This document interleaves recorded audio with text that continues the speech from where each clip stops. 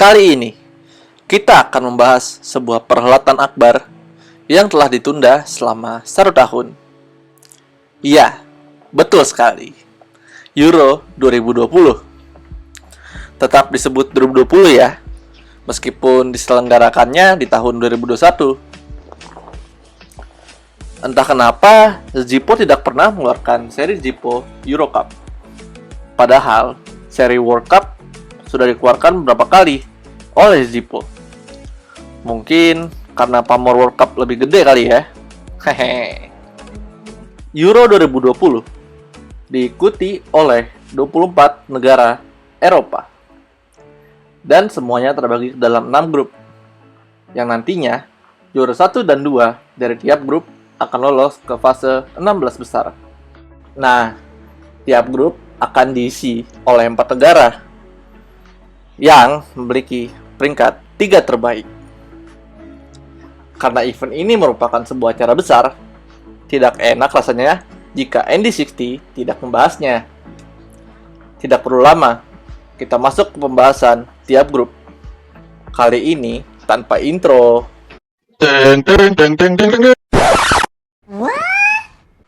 Woi, tanpa intro.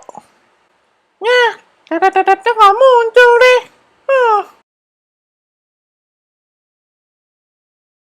Pertama-tama, kita mulai dari grup A yang diisi oleh negara Italia, Turki, Wales, dan Swiss.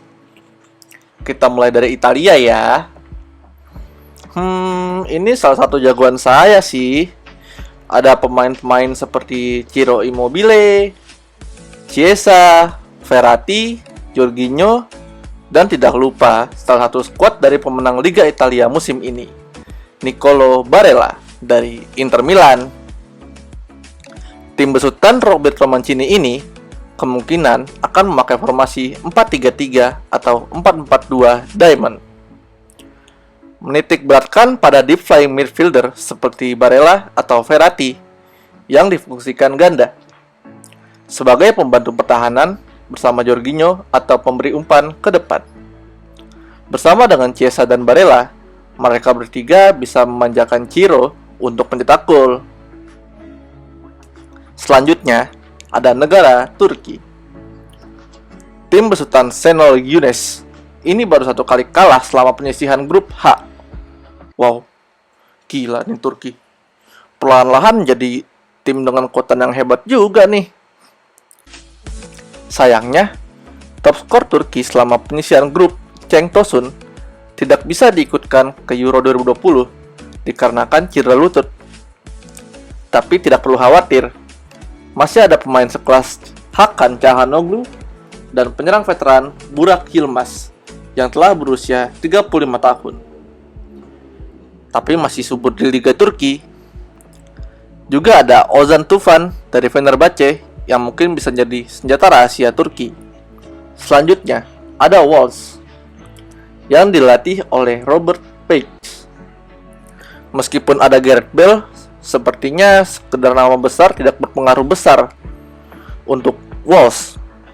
Karena seringnya Babang Bale selonjoran doang nih di bangku cadangan. Ya gimana bang, saya capek habis main golf.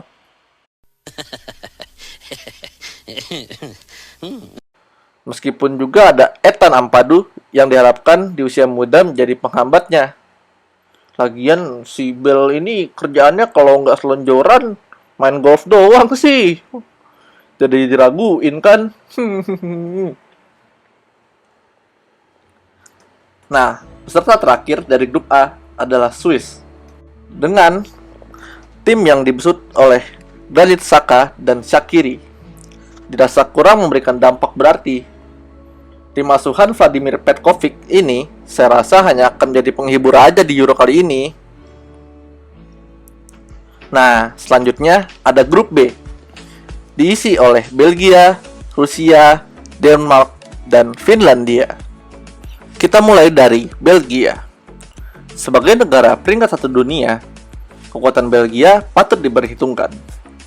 Lukaku menjadi top skor Belgia di penyisihan. Eden Hazard, De Bruyne yang awalnya saya kira orang Belanda, dan Courtois semestinya bisa menciptakan gebrakan baru di Euro kali ini. Dengan rekor belum pernah kalah di penyisihan grup, pelatih Roberto Martinez tahu apa yang timnya dibutuhkan.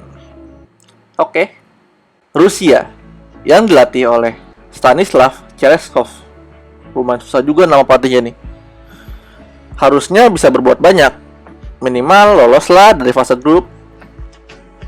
Artem Zuyuba dengan torehan 9 gol di penyisihan patut diperhatikan permainannya. Tim dinamit Denmark sepertinya sedang tidak memiliki sumbu untuk meledak. Christian Eriksen dan kawan-kawan hanya meraih 4 kemenangan di penyisihan.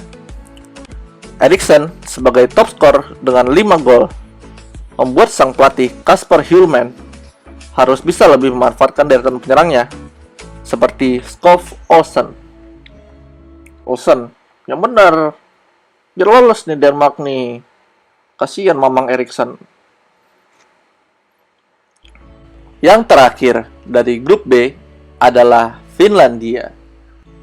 Dengan, jangan disebut namanya, foto jersey dari belakang aja temu Puki. Aduh, gak enak sebut namanya. Semoga nggak sekedar jadi pemanis deh. Soalnya kan season kemarin dia hanya one season wonder di Premier League. Sang pelatih Markku Kanerva membuat si penyerang menjadi top scorer Finlandia dengan 10 gol di penyisihan. Wow, semoga jadi gacor lagi nih si Puki ini. Mari kita lanjut ke grup C dengan Belanda, Ukraina, Austria, dan Makedonia Utara. Pertama, ada Belanda, si juara tanpa mahkota. Semoga aja bisa memiliki mahkotanya di Euro kali ini. Dengan pelatihnya yang belum segenap setahun membesut tim oranye, Frank de Boer. Wijnaldum dan kawan-kawan diharapkan bisa menembus partai final. Sederet nama besar di pertahanan seperti De Vrij, De Ligt, dan bisa dibantu dengan De Jong. Kemungkinan skema counter attack sangat cocok dengan memanfaatkan kecepatan garda depan mereka.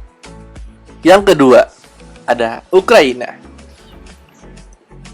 Dengan sang legenda AC Milan, Andrei Shevchenko sebagai pelatih, mungkin bisa memberikan suntikan motivasi untuk tim Ukraina. Ruslan Malinovsky diharapkan bisa mengontrol serangan untuk memberikan ruang kepada Roman Yarmolenko. Yang ketiga, ada Austria. Dengan pemain yang baru saja didatangkan oleh Real Madrid, David Alaba, bisa membuat sang pelatih Franco Hoda kebingungan. Arnaud Taufik sebagai ujung tombak diharapkan bisa menghasilkan gol bagi Austria di fase grup ini. Yang terakhir dari grup C adalah Makedonia Utara. Makedonia Utara ini baru pertama kali merasakan Euro loh. Bisa membuat Euro kali ini sebagai pengalaman berharga. Pelatih Igor Angelovski masih mengandalkan penyerang Gaek Goran Pandev sebagai pengendor lini depan. Wah, legend Inter juga nih si Pandev kayaknya. Boleh-boleh Makedonia. Kali aja bisa jadi kuda hitam seperti Yunani.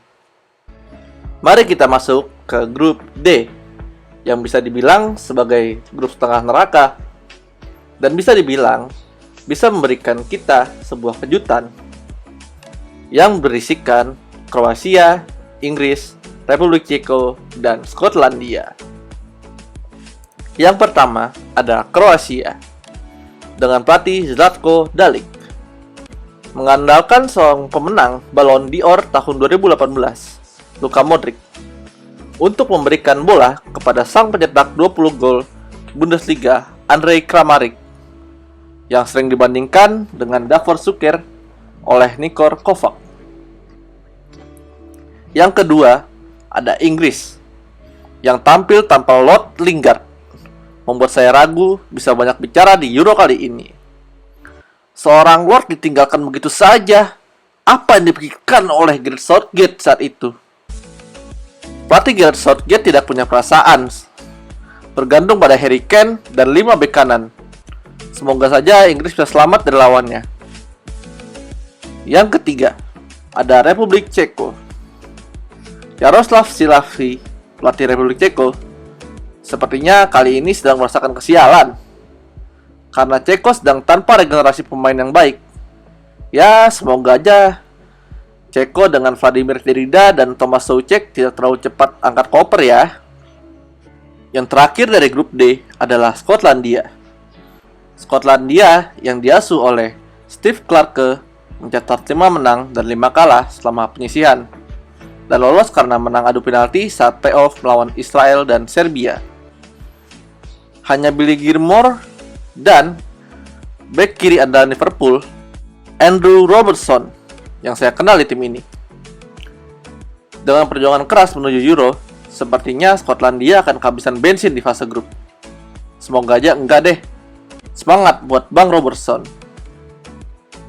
Mari kita lanjut ke grup E. Grup E menjadi ujian untuk Spanyol. Apakah mereka yang tanpa pemain Real Madrid bisa mengungguli Slovakia, Polandia, dan Swedia? Entah apa yang dipikirkan oleh pelatih Luis Enrique. Mungkin dendam sebagai pemain Barcelona masih terbawa, karena dia hanya membawa mantan pemain Real Madrid saja di skuad Spanyol. Hehehe, kejam sekali Enrique ini. Alvaro Morata dan David De Gea sepertinya masih terlalu superior dibandingkan negara lain di grup E.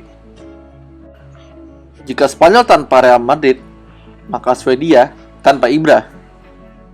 Entah apa yang menjadi dasar keputusan Jen Anderson hingga tidak memilih Ibra di dalam skuadnya. Meskipun ada Olsson dan Forsberg, sosok Ibra mungkin bisa menjadi mentor lapangan jika masuk skuad Swedia untuk Euro 2020. Selanjutnya ada Polandia. Polandia dengan Lewandowski sebenarnya menakutkan. Jika saja pelatih Paul Sousa memiliki opsi banyak di bagian gelandang. Untuk memanjakan Lewandowski di lini depan, terbukti dari 10 pertandingan di penyisihan, Lewandowski hanya mencetak 6 gol.